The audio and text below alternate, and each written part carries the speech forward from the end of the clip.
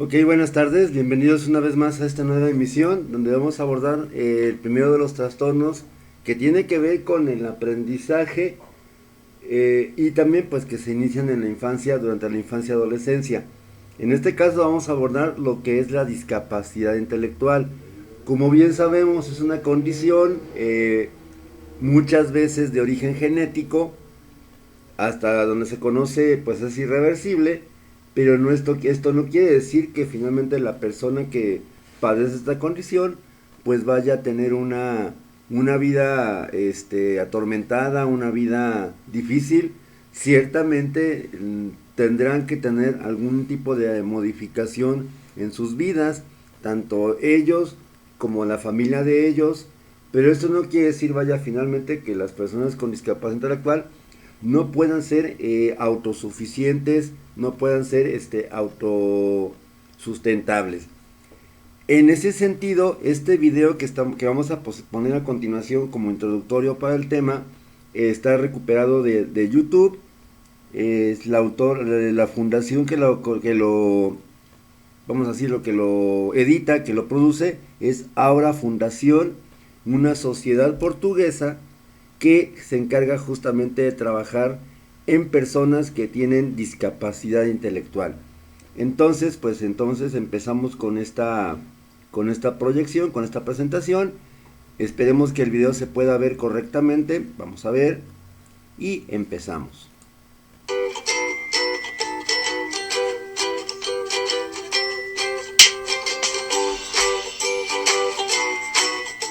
Nosaltres atenem a gent molt simpàtica, gent amb caràcter, amb gent amb mal humor, amb gent carinyosa. A mi m'encanta veure notícies. Compartir el meu dia a dia doncs, amb la gent que estimo. Soy culé del Barça. A mí me hace feliz comer chocolate, aunque engorda. Estar amb la família o amb parella. M'agrada anar a pujar en la montaña. A mí me gusta de baloncesto. I ara ja vaig amb Gijo. Mi comida favorita es pitichua. Sopa y algo más. M'agrada molt la paella. A veure, potser sona una mica raro, però el meu plat preferit és la coliflor. Més de 40 anys que treballo amb persones amb diferents discapacitats i no n'he trobat encara dos iguals. Esta pregunta yo os la hago a todos vosotros. ¿Soy infantil por el mero hecho de tener síndrome de Down? Creo que no. Creo que todos somos diferentes, ¿no? Quan tinc el meu caràcter així de riure i fer broma, però això no vol dir que siguis infantil. Jo una mica també sóc infantil a vegades, però sóc adulta, doncs és segons la teva edat. No soporto que nos den caramelos. Que em donguin una certa atenció, però especial. I és el que a mi no m'agrada. Em puguin tenir-lo en compte, però és que, com abans he dit, igual. La veritat és que a vegades tenen uns sentiments i unes emocions tan complexes. Vivo sola. Tenen la síndrome de Down, que no és una malaltia, com nosaltres. En general són persones molt saludables. Mira, no me'n recordo com vaig estar malalta, jo ja. I al moment jo estic sana i estic amb molta grinda. No, a la meva feina no falto molt. De salut em noto bé. És muy fuerte. Tampoco son siempre felices, están felices quan passen coses bones. Hi ha moments difícils a la vida per tothom. Quan tenia el mal dia, tenia el mal dia. Me pongo triste, amores me matan. Que la felicidad se construye día a día. No se mete en la cabeza de repente, digo yo.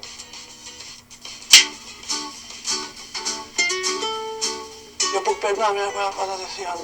Yo decido por mí el voto. Senyor jutge, jo tinc ganes a votar a tots, als polítics. Puc decidir de tenir una vida igual que la gent que no és com nosaltres. No soporto la sobreprotección. No soporto por el mero hecho de ser diferentes que nos traten de otra manera.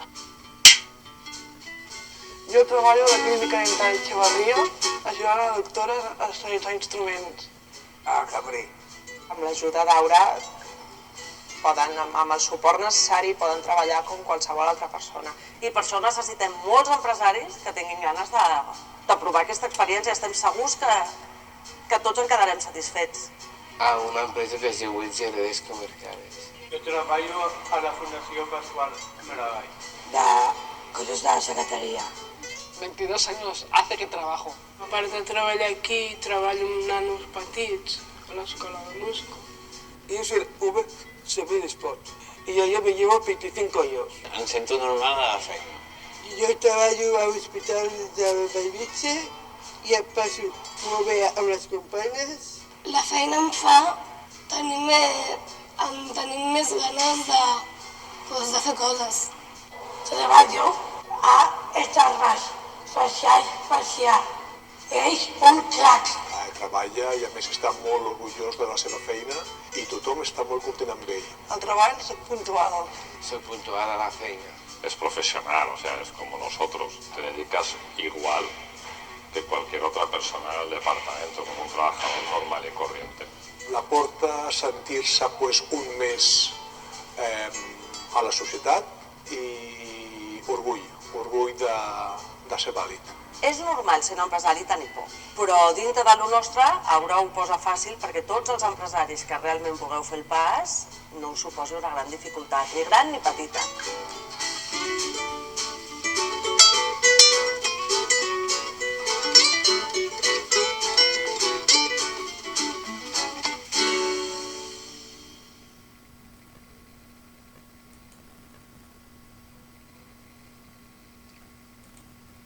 Bueno, como vemos en este pequeño video de 5 minutos, repito, es un video que encontré en YouTube. Yo no tengo los derechos del video. Es una asociación portuguesa que se encarga de justamente trabajar en la integración personal, laboral, de personas que tengan discapacidad intelectual. Y como vemos finalmente, pues en el nuevo video, son personas que se pueden comunicar, son personas que igual son sensibles a su medio social, son personas que tienen inteligencia, porque finalmente todos los que se presentaron en el video, pues obviamente todos tienen síndrome de Down, todos tienen discapacidad intelectual asociada, y no por ello quiere decir que no tengan la suficiente inteligencia para poder autosustentarse. Una de las señoras, la que le gustaba el chocolate pero que engorda, pues lo comentó, lleva viviendo sola 22 años, ¿sí? Vive sola por 22 años, es decir, puede sustentarse, mantenerse a sí misma. Yo creo que este video, una de las cosas que nos ayuda pues a reflexionar, pues es justamente en esa necesidad que tenemos como población, uno, de no estereotipar, ¿sí? Una de las muchachas decía, es que me molesta que me traten como una persona especial o diferente. Sí, que sea tratada adecuadamente, pero como los demás, ¿sí? No como un bicho raro, no como una, pues no sé, tal vez una carga, ay, pobrecito mijito, mijita, ¿no? Creo recordar hace algunos años también, me tocó ver un comercial, bueno, no era un video también, incluso sobre el tema también de discapacidad intelectual. Pues era una señora que llega a una tienda X, ¿sí? Y le pregunta a un muchacho que estaba volteado de espaldas, que estaba acomodando las cosas. Le pregunta, oye, disculpa, ¿dónde está el tal o cual pasillo, no? El muchacho voltea y pues es una persona que tiene síndrome de Down, sobre todo por los rasgos tan característicos que los identifica. Cuando la señora se da cuenta de eso, le empieza a explicar así con mucha... ¿Dónde, en qué parte está? Y haciendo la mímica, ¿no? ¿Dónde está el pasillo de comida a comer? Así como si fuera, no sé, una persona tonta, ¿sí? Y el muchacho nada más escuchando.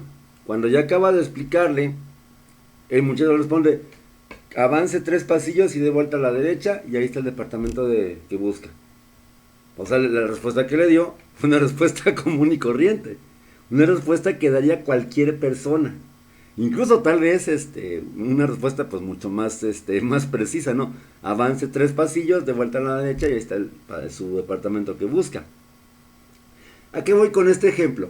Que finalmente ciertamente sabemos que las personas que presentan síndrome de Down o discapacidad intelectual lógicamente van a tener que, para empezar, tienen una condición que es real, o sea, tienen una situación real, no es algo ficticio, no es imaginado, no es un error de diagnóstico, no están fingiendo, y obviamente también, y habrá que entender esto muy particularmente, no están haciéndose las víctimas, ¿sí?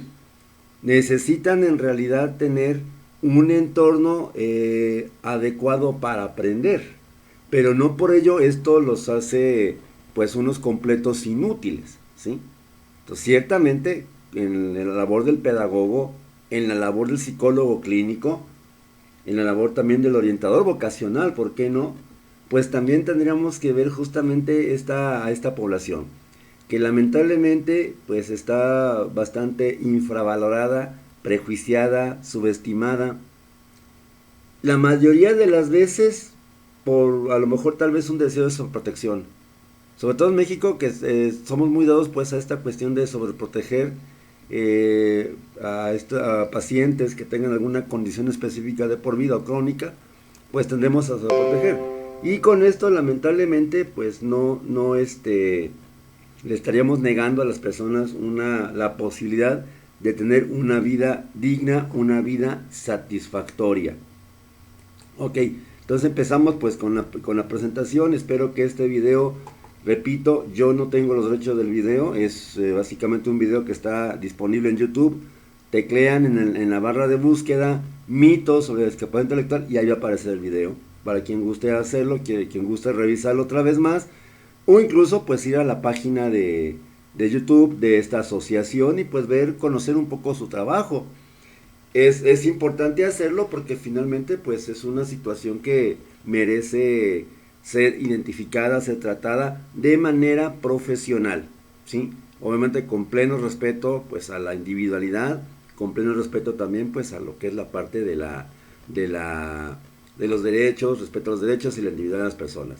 Bien, bueno, en esta diapositiva, esta dispositiva, pues supone que está el video incrustado, no lo pude reproducir así directamente desde la presentación, se distorsiona mucho la imagen. Vamos viéndolo. Ahora, primero que nada, la definición conceptual. Esta definición la estamos extrayendo pues de básicamente el libro más reconocido pues que aborda este tipo de patologías, que es el DSM-5, Manual Diagnóstico y Estadístico de los Trastornos Mentales, versión 5, que es el más reciente, tendrá unos 5 años más o menos que cambia. Antes usábamos para hacer el diagnóstico el DSM-4 texto revisado, que justamente su antecesor era el DSM-4 solamente.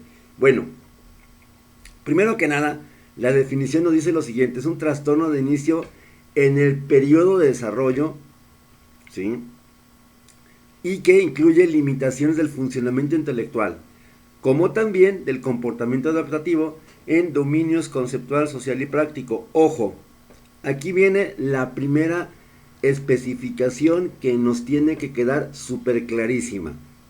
Incluye ciertamente alteraciones del funcionamiento intelectual, pero no nada más eso, sino también otros aspectos que anteriormente en el DSM-4 texto revisado no se revisaban, que era el comportamiento adaptativo, o sea, la capacidad de adaptarse a nivel de poder formular juicios conceptuales abstractos, relaciones sociales interpersonales y situaciones prácticas de la vida cotidiana, como por ejemplo bañarse, vestirse, cambiarse, hacerse de comer, lavar ropa, planchar, cocinar, etcétera, etcétera. Entonces, con esta definición se está incrementando el espectro que se definió originalmente para discapacidad intelectual en las ediciones anteriores del DSM-5. Como bien sabemos, para poder diagnosticar de discapacidad intelectual antes del DSM-5, aplicábamos la prueba de inteligencia y según los resultados de la persona, usábamos justamente los baremos, las normas de puntuación estandarizada natural y obviamente la normalizada, que es la estandarizada, para sacar el rango, el número, el CI, el dato del CI. Y había una clasificación, finalmente era de tal cifra a tal cifra, pues era retraso mental. Y algo que también en este momento quiero compartir con ustedes, pues sería justamente el cambio radical de la nomenclatura del trastorno, o sea, como se le llamaba, como se le llama. Ahorita es discapacidad intelectual, antes era retraso mental.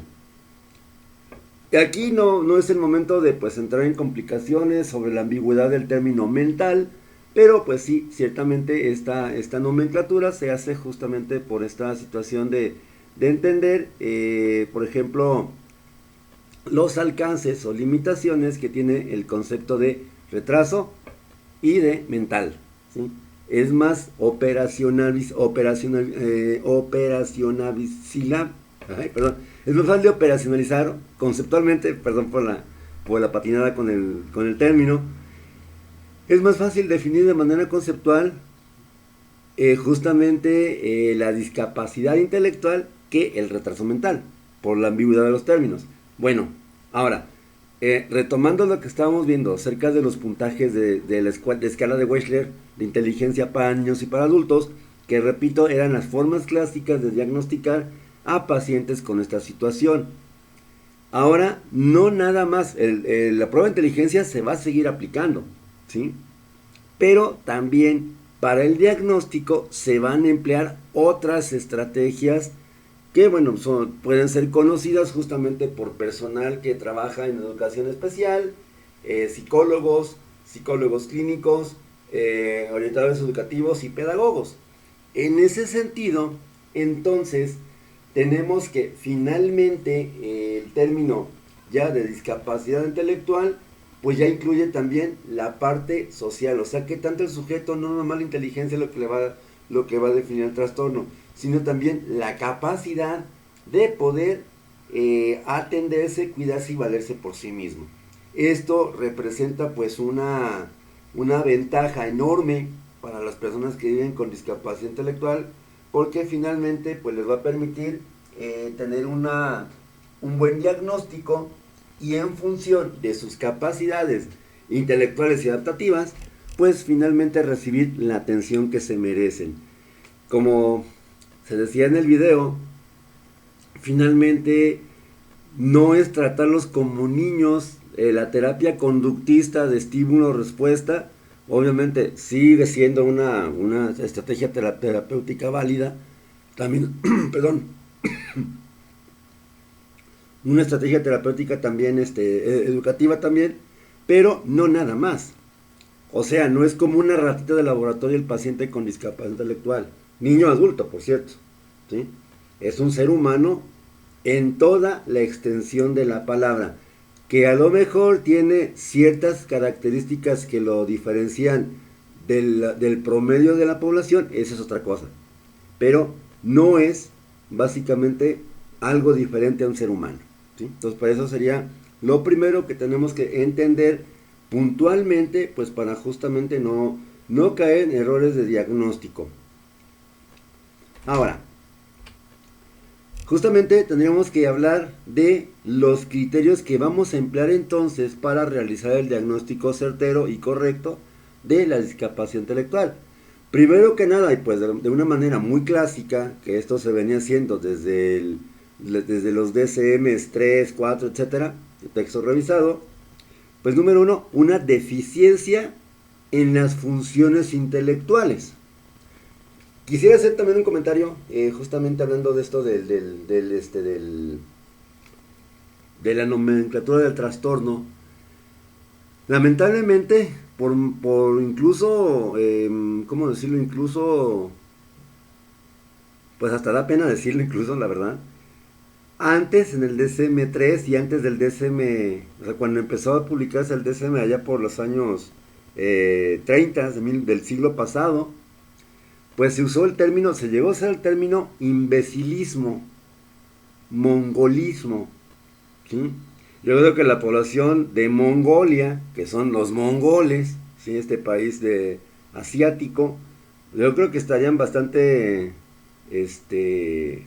pues descontentos, inconformes, molestos y con justa razón de que a lo mejor una persona que tiene una discapacidad intelectual se les asocie con su país o con su, bueno, con la forma en que se domina su raza, la raza mongola, ¿sí?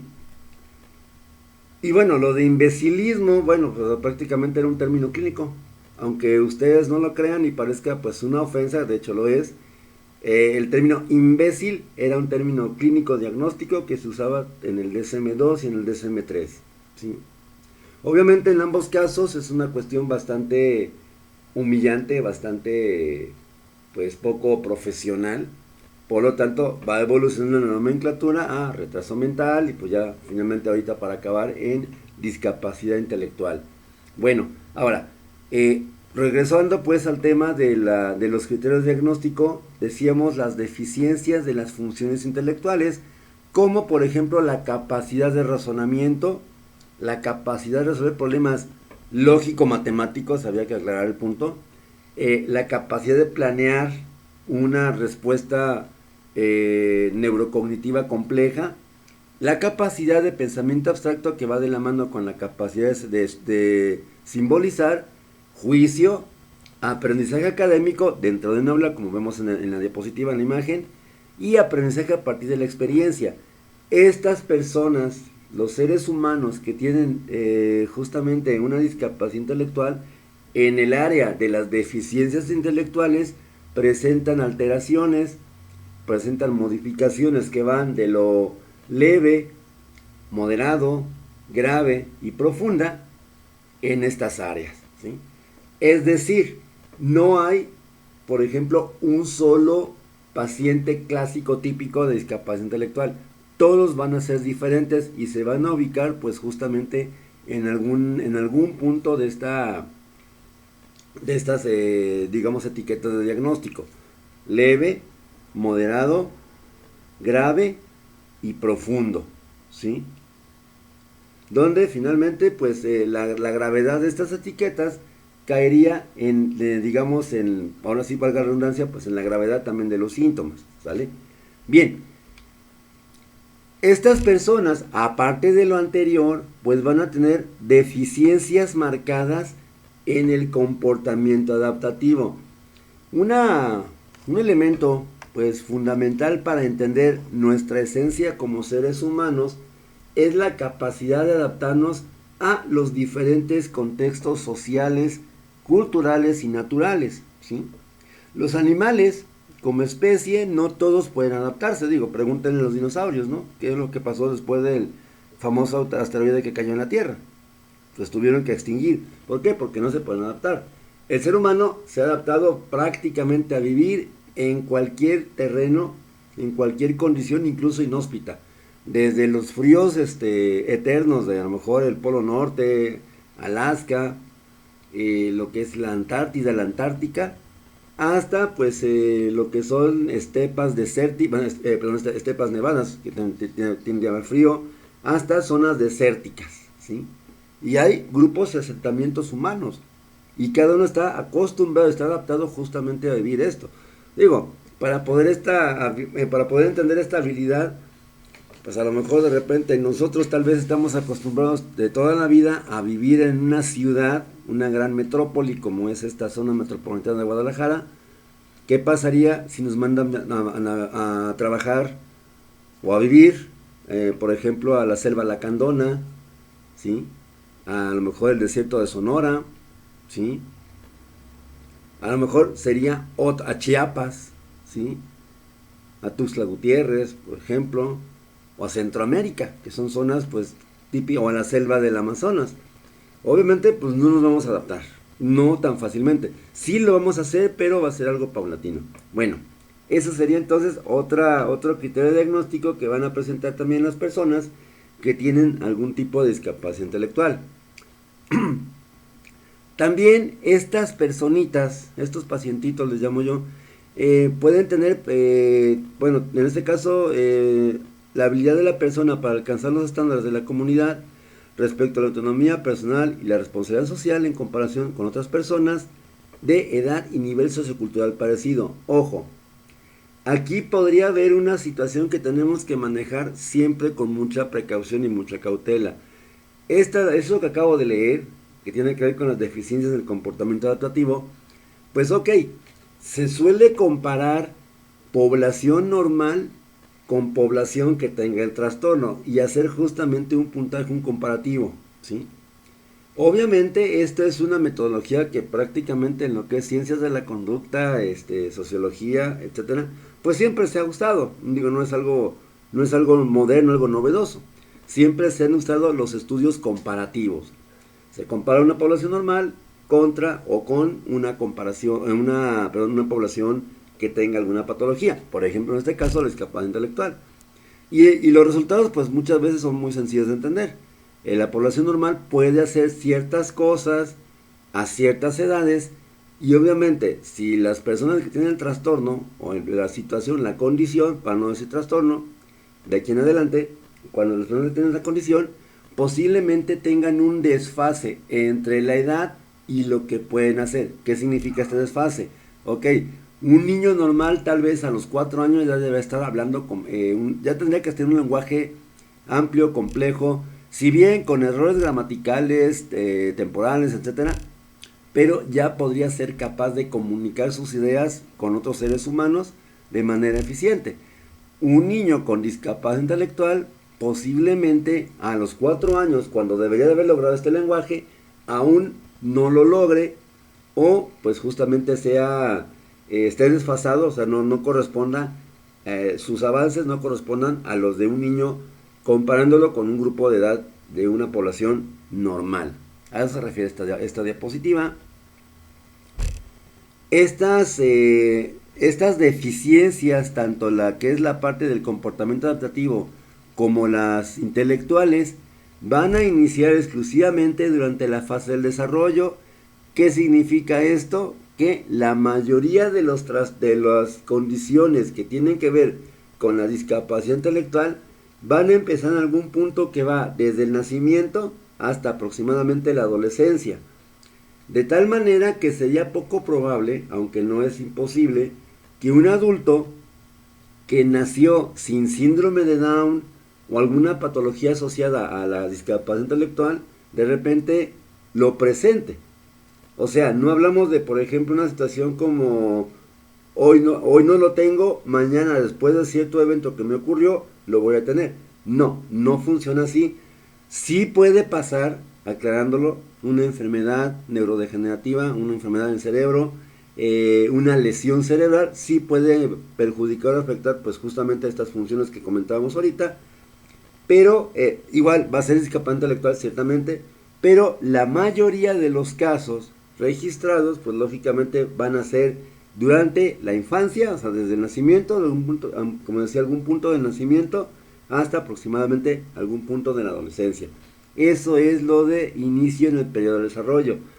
Y bueno, ya habíamos hablado acerca de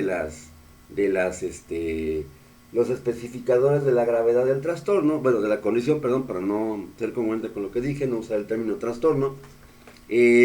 Hablamos de discapacidad intelectual leve, ¿sí?, moderada, grave, profunda.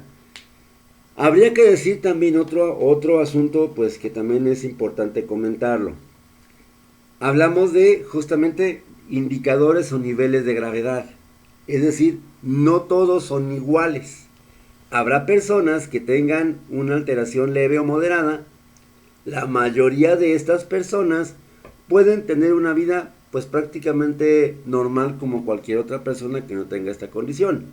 Sin embargo, ya las personas que tengan una discapacidad grave o profunda, lamentablemente, sí van a tener que tener un acompañamiento muy, muy específico, tal vez para toda la vida, ¿sí?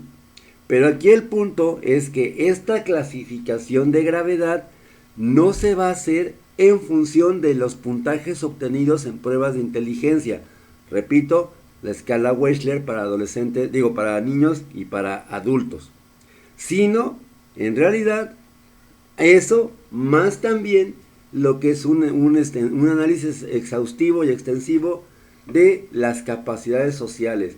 ¿Y a quién se le va a preguntar? si el paciente a lo mejor no puede verbalizar o no tiene la suficiente comprensión para responder las preguntas, bueno, familiares, docentes, amigos, conocidos, que pueden dar fe justamente de la condición de la persona y que tanto pues es una persona adaptativa.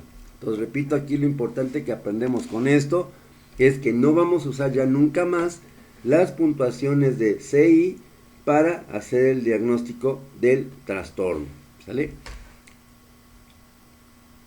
Bueno,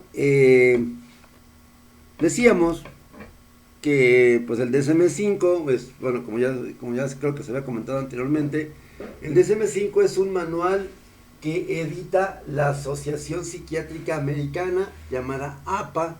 Sí, efectivamente, esa APA que te ha hecho sufrir tal vez durante la carrera en la tesis por cómo referenciar un libro, también entre sus muchas actividades, pues también tiene justamente de la de editar el DSM-5. La APA pues obviamente es de origen norteamericano y pues es válida pues prácticamente en todo lo que es el continente. Sin embargo, tenemos justamente otra clasificación, por ejemplo, la que usa a nivel nacional, aunque sea a nivel mundial incluso, que la edita, si no me falla la memoria, la OMS, que es la CIE 10, Clasificación Internacional de las Enfermedades. Si el DSM-5 va en el número 5, ¿no? La CIE va en la edición 10ª, ¿sí? Esta se usa justamente a nivel mundial, ¿sí? De hecho, es la que se usa en los hospitales mexicanos justamente para hacer un diagnóstico. Estos puntajes, datos que están justamente en pantalla, retraso mental leve de 50 a 69 puntos de CI, pues son justamente los valores o las marcas donde vamos a identificar a las personas a través de una prueba de inteligencia para hacer el diagnóstico. Repito, esto ya no debe de hacerse así. Sin embargo, pues la CIE 10 igual lo sigue contemplando, pues porque justamente necesitan tener una información pues mucho más precisa. Bueno, continuando con esto, en cuanto a características del diagnóstico, como ya lo decíamos, el diagnóstico se va a realizar justamente en una evaluación clínica que incluye la observación, entrevistas, testimonio de otras personas y también, pues lógicamente, a lo que es pruebas estandarizadas de funciones intelectuales, pero también adaptativas, sobre todo en aquellos casos donde a lo mejor la persona tenga cierto nivel de instrucción. Ahora, el funcionamiento adaptativo, como se entiende en esta diapositiva, significa un concepto que engloba tres aspectos principales: lo conceptual, lo social y lo práctico. Permítanme tantito. Cuando hablamos de estos dominios, pues vamos a definirlos uno por uno. El dominio conceptual tiene que ver con la vertiente más clásica del trastorno, por ejemplo, la memoria a corto, a largo plazo, ¿sí? El lenguaje expresivo y comprensivo, ¿sí? La lectura, ¿sí? La escritura, el razonamiento matemático, que ha sido como pues justamente la parte más clásica de la inteligencia que se ha usado para diagnosticar a estas personas. Pero recordemos, la inteligencia no nada más es una cuestión de resolver problemas matemáticos, no sé, trigonometría, álgebra, etc., sino pues implica también la capacidad o la habilidad de pensar matemáticamente hablando. La adquisición de conocimientos prácticos a través de la experiencia o de manera empírica, la resolución de problemas utilizando un juicio en situaciones novedosas, desconocidas. Esto es lo que implica el dominio conceptual. Entonces, si nos damos cuenta, no nada más es la capacidad como decía ahorita en un momento, no es nada más la capacidad de realizar un razonamiento matemático complejo, sino en realidad prácticamente abarca todas las dimensiones intelectuales que puede tener una persona dentro del dominio cognoscitivo. Eso sería el dominio conceptual, que repito ha sido el más clásico de todos, pero también, como lo mencionaba hace un momento, tendríamos que hablar acerca del dominio social, ¿sí? Cuando hablamos del dominio social, pues tenemos que entender que se refiere a estos aspectos. Primero, la conciencia de los sentimientos experimentados, la toma de conciencia justamente de los pensamientos que están pasando por mí y las experiencias de los demás. Es decir, que el sujeto, la persona que tiene esta condición, pueda identificar lo que le está pasando, lo que está pensando ella, pero también ser capaz de identificar o clasificar las experiencias de los demás. Un poco tal vez como la cuestión de la empatía, ¿sí? Ese es el dominio social. Lo tenemos aquí justamente también, la empatía, las habilidades comunicativas, o sea, qué tanto eficazmente la persona puede darse a entender usando el lenguaje verbal. Y bueno, como decíamos también, pues igual la capacidad de hacer amigos y realizar un juicio social. En esta situación, lamentablemente, a veces a las personas que tienen discapacidad intelectual, pues ciertamente no se les facilita mucho realizar un juicio social adecuado. Claro está que dependiendo de su nivel de severidad, pero aquí el punto va a ser siempre que estas personas, igual, eficazmente, pueden llegar a adaptarse, pueden llegar a tener amigos, ¿sí? Algunos puede ser que les guste vivir solo, repito, la señora esta que decía que era de los chocolates, que engordaban, decía, pues lleva 20 tantos años viviendo sola, ¿sí? También decía de alguna manera, pues la chica que era bailarina de hip hop, obviamente pues esto implica un trabajo de equipo. Digo, no tiene un maestro, bueno, por lo menos no se sabe en el video exactamente, no tiene un maestro de hip hop para ella, nada más. Posiblemente vaya como cualquier chica que le gusta este tipo de baile moderno, pues a una escuela de danza, una escuela de baile, para aprender este tipo de expresión artística, ¿no? Otro elemento, y con eso terminamos el día de hoy, sería el dominio práctico, que tal vez sería como que el más novedoso que se consideraría para el diagnóstico de discapacidad intelectual. ¿Qué es el dominio práctico? Pues no es otra cosa más que finalmente poder aprender y autogestionar su propia vida en diferentes contextos sociales. Por ejemplo, el cuidado autopersonal. A lo mejor nosotros, como personas que no tenemos discapacidad intelectual, posiblemente, a lo mejor para nosotros es muy sencillo. Ok, me levanto en la mañana, bueno, ya si te quieres bañar con agua caliente o agua fría, pues al menos ya, ok, voy, prendo el boiler, espero un rato que se caliente el agua, me meto a bañar, me cambio, me visto, me plancho, bueno, me visto más bien, plancho la ropa que me voy a poner, etcétera, etcétera. Eso lo hacemos prácticamente a diario, yo creo que todas las personas. Los pacientes que tienen discapacidad intelectual, posiblemente esas conductas que a lo mejor son tan, digámoslo así, irrelevantes para nosotros, para ellos les representaría cierta cantidad de esfuerzo. Entonces, por eso es importante entender esta parte del dominio práctico, que tanto el pacientito es capaz de gestionarse y autocuidarse, por ejemplo a nivel personal, como también se vio en el video, de repente la chica que decía que trabajaba como en un consultorio dental, me parece, que esterilizaba material, los instrumentos, solamente en un autoclave, ¿sí? Quienes de alguna manera conocen este ambiente de lo que es las áreas biológicas, las médico-biológicas, se habla que, bueno, es un método tradicional que se emplea por los dentistas justamente para esterilizar el instrumental quirúrgico, pues es someterlo a temperaturas y a presión alta. Y este aparatito se llama autoclave. y para operar esa autoclave pueden conocer ciertas normas, ciertos procedimientos. Pues también las personas con discapacidad intelectual lo pueden hacer, ¿sí? Y esto obviamente hablaría pues de una mejor condición, ¿sí? Una mejor, o más bien dicho, una menor discapacidad intelectual, ¿sí? Pero ahí está justamente responsable del trabajo.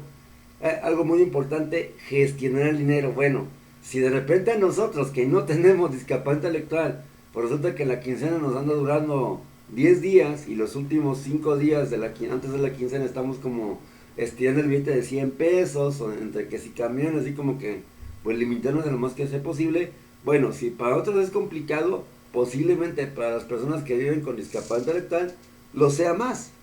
Entonces, por lo tanto, eso también entraría en el dominio práctico, que tanto la persona puede comprar, no sé, sus propios víveres. Digo, ok, tú vas a la tienda, tú compras un refresco, lo que tú quieras, y pues sabes cuánto vas a pagar, y ya según también cómo andes de lana, pues hablando de la quincena que ya me lo viene, pues según esto, pues ya tú vas a poder, no sé, destinar cierta cantidad de dinero, ¿sí? Otro punto, pues también sería el ocio o el tiempo libre, la administración del tiempo libre. Es decir, ok, de la casa al trabajo, del trabajo a la casa, cualquier parecido con la vida real es mera coincidencia, ¿sí? Y es una ironía, un sarcasmo. El paciente o la persona que vive con discapacidad intelectual igual va a tener sus propios hobbies, sus propias aficiones. Repito, la chica que le gustaba bailar hip hop, el chico que de repente escalaba la montaña, etcétera, ¿sí? Pues finalmente, en el caso del ocio, pues obviamente son personas que no van a estar, a lo mejor, y lamentablemente eso es como caricaturizar mucho el asunto, no van a estar a lo mejor siempre sentados, acostados en una cama. Van a estar pues justamente también aprovechando su tiempo libre, que como cualquier persona pues finalmente lo hacemos. No sé, ver una película, etcétera, etcétera, ¿no? Platicar con amigos, etcétera. También la autogestión del comportamiento, o sea, que las personas puedan por sí mismas planificar, como decíamos anteriormente, en las funciones ejecutivas, pues planificar y ejecutar y supervisar una conducta con un objetivo determinado. Eso es justamente la autogestión del comportamiento y bueno, pues la organización de tareas para escuela y trabajos. Hasta aquí son pues justamente los elementos que componen el diagnóstico de personas que viven con discapacidad intelectual. La próxima intervención sería pues justamente para abordar un poquito más a profundidad, pues ahora sí, las clasificaciones que podemos tener dentro de esta situación. Espero que este video haya sido de su interés.